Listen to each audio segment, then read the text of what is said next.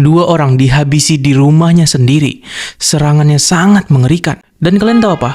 Bayinya dibiarkan berjam-jam di dalam pelukan ibunya yang sudah tidak bernyawa. Lalu apa motif dari pembantaian ini?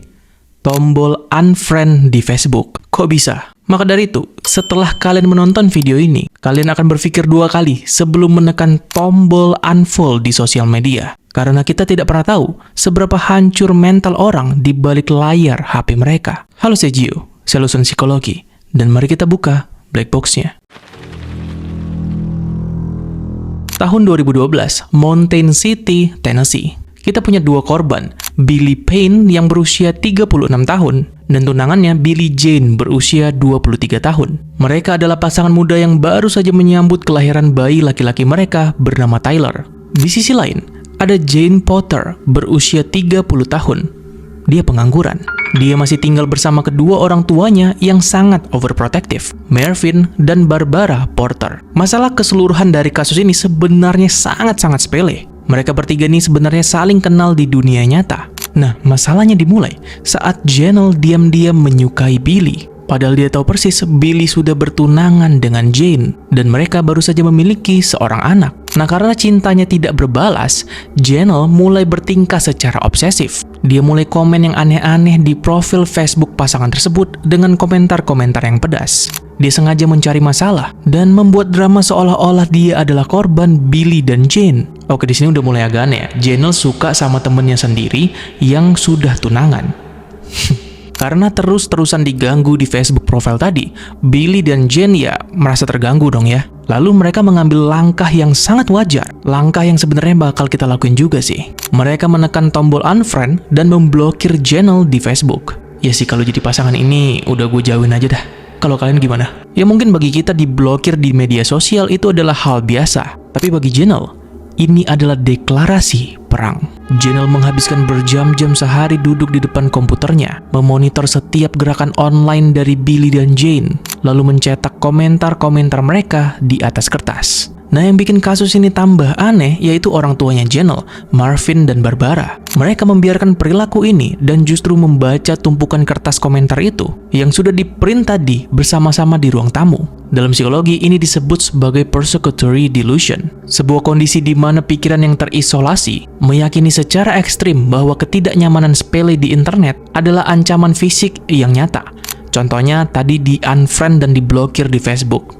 Ya, kurang lebih kayak gitu. Nah, akhirnya pemblokiran online ini memicu eskalasi. Janelle mulai melancarkan kampanye pelecehan. Dia meneror Billy dan Jane secara konsisten. Tapi pelecehan online tidak cukup untuk memuaskan rasa sakit hatinya. Dia butuh pembalasan fisik. Dia butuh ada orang yang bisa menghilangkan nyawa Billy dan Jane. Lalu, bagaimana cara seorang perempuan pengangguran yang tidak pernah keluar dari rumah melakukan eksekusi mematikan? Dia membangun sistem kebohongan yang mengeksploitasi ketakutan keluarganya sendiri. Untuk menghabisi Billy dan Jane, Janelle tidak mau mengotori tangannya sendiri. Dia butuh eksekutor. Dan siapa target yang paling gampang untuk dikendalikan? Orang tuanya sendiri. Jadi dia merancang sebuah kebohongan besar. Dia membuat orang tuanya percaya bahwa mereka sedang menjalankan misi intelijen untuk melindungi keluarga. Padahal faktanya, Janelle sedang mencuci otak mereka lewat penipuan identitas. Janelle menciptakan akun bodong bernama Chris. Chris ini diklaim sebagai agen intelijen Amerika atau CIA yang ditugaskan khusus untuk melindungi dan mengawasi Janelle. Tapi yang bingung kok orang tuanya bisa percaya ya? Dari komputer di kamarnya, Janelle menggunakan email anonim ini untuk mencuci otak keluarganya sendiri. Janelle membuat alamat email palsu dan mengirimkan puluhan pesan ancaman ke komputer ayahnya yang berbeda di ruangan sebelah. Bukannya tenang atau background check dulu siapa nih yang kirim email dan lain-lain, Marvin malah panik. Dia mulai mencetak email-email itu di atas kertas dan menyiapkan senjata api di ruang tamunya. Mereka tinggal satu atap, tapi Marvin tidak sadar bahwa agen rahasia yang menciptakan ketakutan ini sedang mengetik dari kamar putrinya sendiri. Dalam psikologi, fenomena ini disebut folie à deux. Ini adalah kondisi di mana delusi gila dari satu orang menular ke orang terdekatnya, sampai mereka sama-sama meyakini kebohongan itu sebagai fakta sebenarnya. Jadi gini cara kerjanya, Janelle yang menyamar sebagai agen Chris mulai menekan titik terlemah Mervyn dan Barbara. Chris meyakini mereka bahwa Billy dan Jane secara aktif berencana untuk memperkaos dan mengakhiri hidup anaknya. Mari kita lihat langsung bagaimana komunikasi ini terjadi. Ini kurang lebih adalah kutipan real dari log email mereka. Agent Chris mengetik, "Nyawa Jane dalam bahaya besar. Billy punya rencana jahat dan polisi lokal tidak akan bisa melindungi putri kalian." Barbara membalas, "Tolong beritahu kami apa yang harus dilakukan." Lalu agen Chris menjawab, "Kalian harus mengambil tindakan sendiri. Aku jamin kalian akan aman dari hukum." Saya rasa mungkin kalian bisa melihat polanya seperti apa. Chris menanamkan ketakutan berlebihan, lalu memberikan izin kepada keluarga Potter untuk mengakhiri hidup orang lain. Ini kok nggak ada yang background check dulu gitu ya? Ternyata, sistem ini tidak hanya menjerat orang tuanya Janelle. Ada satu pion lagi yang ditarik masuk. Namanya Jamie Kurt, umurnya 38 tahun. Jamie adalah pacar rahasia Janelle. Mervyn tidak tahu soal hubungan ini. Dan kalian harus ingat, orang tua Janelle itu overprotective. Janelle menggunakan identitas agen Chris untuk menekan Jamie secara psikologis. Chris memberitahu Jamie bahwa satu-satunya cara untuk membuktikan cintanya kepada Janelle adalah dengan membantu Mervyn menghabisi Billy dan Jane. 3 orang ini, Mervyn, Barbara, dan Jamie, kini berada di bawah kendali penuh agen Chris. Mereka diprogram untuk mengakhiri hidup demi satu tujuan, menghilangkan ancaman yang sebenarnya 100% fiktif. Pada pagi hari tanggal 31 Januari 2012, rencana mematikan itu akhirnya direalisasikan ke dunia nyata. Tetangga mendengar keributan, polisi langsung diterjunkan ke lokasi. Saat petugas masuk ke rumah Billy dan Jane, mereka menemukan pemandangan eksekusi berdua. Tapi masalahnya, di tengah bau amis darah dan sunyinya rumah itu, para petugas tiba-tiba kaget. Mereka mendengar sebuah tangisan pelan dari bawah salah satu jasad korban. Sesuatu yang sengaja dibiarkan hidup oleh para eksekutor, yang justru membongkar betapa sadisnya eksekusi hari itu. Polisi mendobrak pintu depan, dan bau darah segar langsung menyengat ke hidung mereka. Billy ditemukan di kamar tidur tamu, sudah tewas. Mervyn menembaknya tanpa ragu. Mervyn mendekat dan memotong leher Billy secara sadis. Darah menggenang meredam karpet ruangan. Eksekusi ini dilakukan dengan presisi.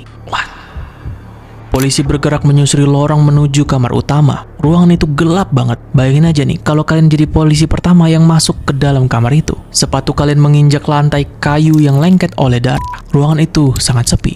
Sampai tiba-tiba ada suara tangisan yang teredam dari bawah tubuh korban yang sudah kaku. Polisi lalu berteriak, "Ada bayi di sini. Bayinya masih hidup.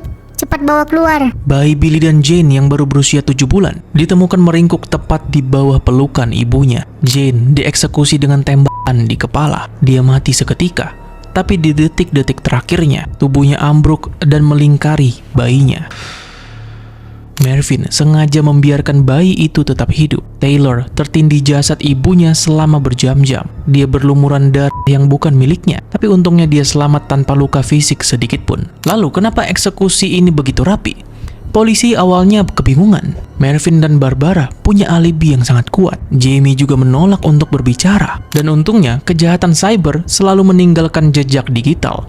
Iya kan, penyelidik mulai menyisir router internet di area tersebut. Mereka melacak alamat IP dari puluhan email ancaman yang dikirim oleh agent Chris. Alamat IP itu menunjuk langsung ke rumah keluarga Porter. Polisi lalu melakukan penggerebekan paksa. Mereka masuk dan menyita komputer dari kamar tidur Janelle. Di detik inilah, kebohongan intelijen itu hancur total. Janelle duduk berjam-jam sendirian di kamarnya, mengetik ratusan email ancaman, lalu mengirimkan email tersebut ke komputer ayahnya di ruang tamu. Ini akhirnya menjadi rekam jejak manipulasi yang dilakukan dengan kesadaran penuh. Tidak ada CIA, tidak ada operasi rahasia. Yang ada hanya seorang manipulator psikopat. Jamie akhirnya ditarik ke ruangan interogasi. Dia sudah kelelahan secara mental. Polisi meletakkan bukti jejak digital itu di atas meja. Jamie akhirnya menyerah dan mengakui bahwa Mervyn lah yang menarik pelatuknya. Persidangan justru membongkar fakta yang lebih memalukan dari sekedar pembunuhan berencana. Mervyn selalu berbohong kepada orang-orang di sekitarnya. Cuman karena dia dicat oleh agent Chris, dia akhirnya mengeklaim ke orang-orang sekitarnya adalah mantan agen intelijen CIA dan pahlawan perang bermedali Navy Cross. Ya tapi ironisnya agen veteran ini adalah kebohongan yang paling besar yang dilakukan oleh Mervyn. Yaitu semua terjadi karena dia dimanipulasi oleh putrinya sendiri yang pengangguran. Hanya bermodal alamat email palsu lagi. Polisi forensik membuktikan secara sah bahwa Agent Chris tidak pernah ada di dunia ini. Lalu bagaimana nasib mereka semua di mata hukum? Mervyn, Barbara, dan Janelle awalnya dijatuhi hukuman penjara seumur hidup. Tapi sistem peradilan selalu memiliki celah transaksional. Iya kan? Pada tahun 2021, Barbara mengajukan banding. Dia menerima kesepakatan plea deal yang memangkas hukumannya menjadi 25 tahun. Jamie kurang lebih juga sama, karena dia jujur kepada kepolisian atas semua kebohongan ini. Dia hanya menerima hukuman 25 tahun. Kasus Janelle mengingatkan kita kembali atas penipuan cyber. Pentingnya melakukan background check pada setiap aspek kehidupan. Tragedi ini juga membuktikan bahwa titik terlemah bukan dari algoritma platform, melainkan kemalasan nalar manusia untuk memvalidasi sebuah fakta. Selama kita masih mudah percaya dengan apapun yang tersaji di depan layar, kita semua hanya menunggu giliran untuk menjadi korban manipulasi berikutnya. So, pertanyaan buat kalian hari ini, kira-kira kalau kalian nggak seneng sama teman kalian di online atau di sosial media, apakah sekarang kalian mau blokir atau unfollow? Tulis di kolom komentar. Like, subscribe, dan share video ini supaya kasus ini tidak terjadi di sekitar kalian. Saya Gio dan selamat kepada kalian yang sudah menonton Black Box sampai akhir. Tetap kritis, tetap waras. Bye-bye.